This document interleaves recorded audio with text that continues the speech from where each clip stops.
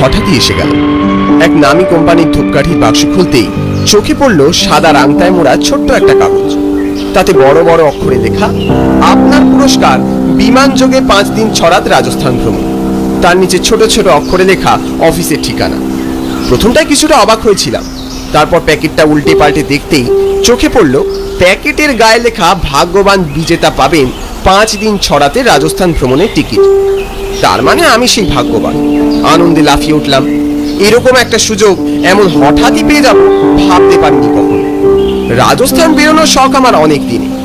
বাড়িতে জ্যাঠামশাইকে ব্যাপারটা জানাতে উনি বললেন, যাও যাও ঘুরে এসো, সারাক্ষণ তো অফিসের কাজে ব্যস্ত থাকো, মনটা একটু হালকা হবে। বিল্ডিং এর 18 তলার অফিসে পরদিনই চলে গেলাম। প্রাইজের কাগজটা দেখাতেই কর্মচারী লোকটা বলল, আপনি সেই বিজেতা, ওয়েল ডান ওয়েল ডান। তা কবে যাবে ঠিক করেছেন? যা করার কিন্তু 1 সপ্তাহের মধ্যেই করতে হবে। কাল থেকে আমার অফিসে কিছুদিনের ছুটি আছে, যদি পারেন কালই। অবশ্যই, আমি ফ্লাইটটা কনফার্ম করিয়ে আপনাকে একটা মেল করে দিচ্ছি। আর হ্যাঁ, ওখানে আমাদের অফিস থেকে স্পেশাল রুম বুক করা আছে, সব ডিটেলস মেলেই পেয়ে যাবেন। পরদিন সকালে টিকিট আর একটা লাগেজ হাতে বেরিয়ে পড়লাম। সকাল 11টার সময় কলকাতার নেতাজি সুভাষ বিমানবন্দর থেকে প্লেনে চলে বসি। প্লেনের অভিজ্ঞতা এই প্রথম, তাই মনের মধ্যে অনেকটা রোমাঞ্চ আর কিছুটা ভয় রয়েই গেল। যাত্রা শুরুর মিনিট 5 আগে মাইকে বিভিন্ন ধরনের অ্যানাউন্সমেন্ট হলো। ধীরে ধীরে প্লেন আকাশে উঠল। প্রচন্ড গতিবেগে মেঘের বুক চিড়ে এগিয়ে চলল। নিচে শহরটা প্রতি সেকেন্ডে আরো ছোট হতে হতে মেঘের মধ্যে কোথায় মিশে গেল। প্লেনের জানালার কাঁচ দিয়ে শুধু দেখা গেল সারি সারি মেঘ রোদের ঝলক পড়ে জলজল করছে। পাশের ভদ্রলোকটি হঠাৎ কৌতূহলী হয়ে জিজ্ঞেস করলো, কি এই প্রথম প্লেনে উঠেছেন বুঝি? আমার ভাবভঙ্গি দেখে হয়তো বুঝতে পেরেছে লোকটা। বললাম, হ্যাঁ। কি ঘুরতে? আগে হ্যাঁ। কোথায় উঠেছেন? উঠেছি বলতে গন্ধর্বধূপের নাম শুনেছেন? হ্যাঁ শুনেছি বই কি। ওই তাদেরই কোম্পানি থেকে একটা সুযোগ পেয়েছি রাজস্থান যাবার, এই আর কি। বাহ বাহ বাহ, এ তো ভালো ব্যাপার। Congrats congrats. তা ওরা কি হোটেল ফোটেলের ব্যবস্থা করে দিয়েছে? হ্যাঁ, ওই হোটেল জয়পুর কিংস। সে তো এয়ারপোর্ট থেকে মাইল 3 রাস্তা। এই দেখো, আমি শুধু তোমার কথাই জিজ্ঞেস করে চলেছি। আমি অভয় শর্মা। কলকাতায় আমার একটা বিজনেস আছে। একটু অবাক হয়ে বললাম, আপনি বাঙালি না হয়েও এত সুন্দর বাংলায় কথা বলতে পারে? আরে ভাই, প্রায় 22 বছর হয়ে গেল কলকাতায় ব্যবসা করছি। আমি কেন, আমার গোটা ফ্যামিলি বাংলা বলতে পারে। এই নাও, এই কার্ডটা রাখো, যোধপুর গেলে আমার বাড়ি অবশ্যই এসো। ধন্যবাদ, সম্ভব হলে নিশ্চয়ই যাব। আর কলকাতা এলে বেহালায় অবশ্যই আমাদের বাড়িতে আসতে ভুলবেন না কিন্তু। নিশ্চয়ই, আমি আশা রাখি তোমার রাজস্থান ভ্রমণ খুব ভালো হবে। ধন্যবাদ। এইভাবে আমার 2 ঘন্টার সফর প্রায় শেষ হতে চলল।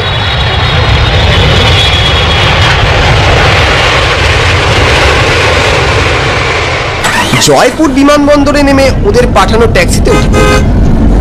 ট্যাক্সির উপর ইংরেজিতে লেখা গন্ধর্বধূপের নাম দেখেই ঠাউর করেছিলাম।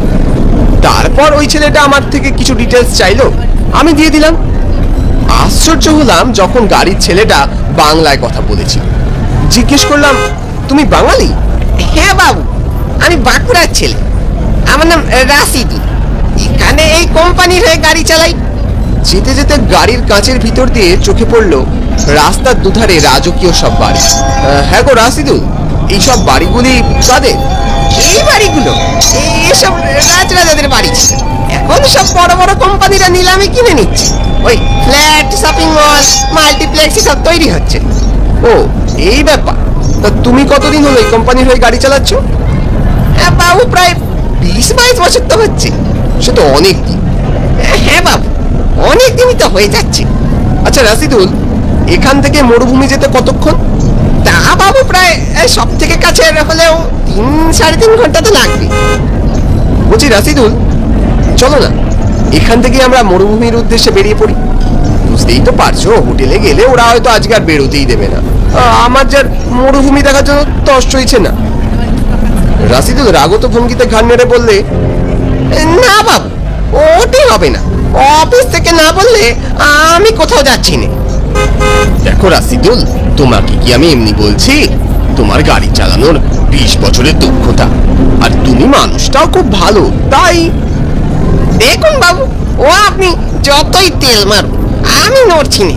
আর তাছাড়া ওদিকে রাস্তাঘাট আমার একেবারেই অচেনা।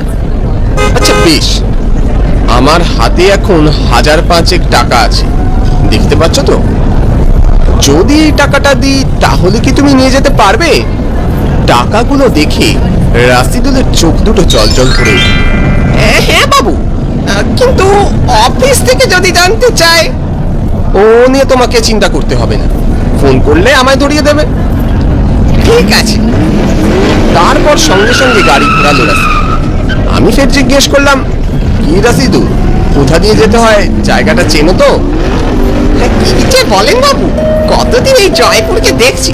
জয়পুর আমার হাতের মুঠোয়। না মানে তুমি বলছিলে তুমি কিছু চেনো না, তাই। ও বাবু, ও সব বলতে হয় বুঝলেন। আচ্ছা আচ্ছা, বুঝেছি বুঝেছি। নাও এখন তাড়াতাড়ি নিয়ে চলো তো দেখি। একদম একদম, এই আমি 3 ঘন্টার পথ 1.5 ঘন্টায় নিয়ে যাচ্ছি। এই বলে রাশিদুল গাড়ির গতিবেগ 3 গুণ বাড়াল। কিছুক্ষণ পর শহর ছাড়িয়ে গাড়ি ছুটে চলল বালির রাস্তা দিয়ে। গাড়িতে বসে থাকতে থাকতে চোখ জুড়িয়ে এলো ঘুম। আজ অনেক সকালে উঠেছি তাই।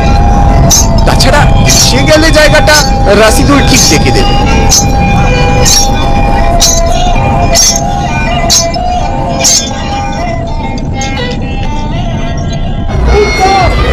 ঘুম ভাঙলো খুব কর্কশ গাড়ির ইঞ্জিনের আওয়াজে। দেখলাম একটা বাজারের সামনে এসে দাঁড়িয়েছি। আমি রাশিদুলকে গাড়িতে কোথাও দেখতে পেলাম। চিৎকার করে বললাম, কি হলো রাশিদুল? বাইরে থেকে রাশিদুল সাড়া দিল, বাবু, গাড়ির ইঞ্জিনে সমস্যা হয়েছে মনে হয়। সে কি? তাহলে এখন কি হবে? রাশিদুল ছুটে এসে বলল, বাবু, মরুভূমি আর খুব বেশি দূর না। আপনি এক কাজ করুন, আমি একটা উটের গাড়ি ঠিক করে দিচ্ছি। ও আপনাকে 2 ঘন্টার মধ্যে ঘুরিয়ে নিয়ে আসবে।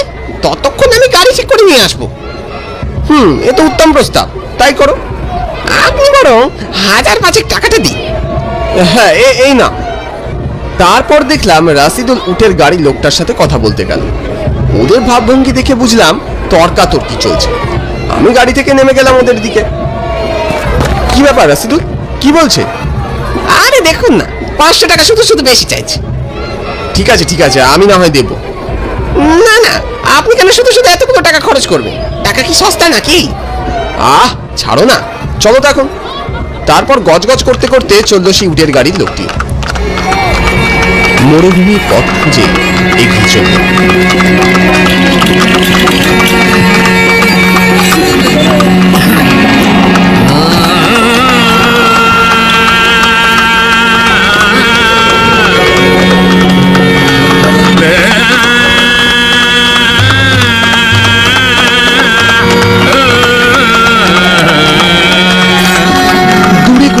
ওরা গাছের ছাওয়ায় বসে গান গাইছে, এক অদ্ভুত গান, হৃদয়কে যেন দোলা দেয়।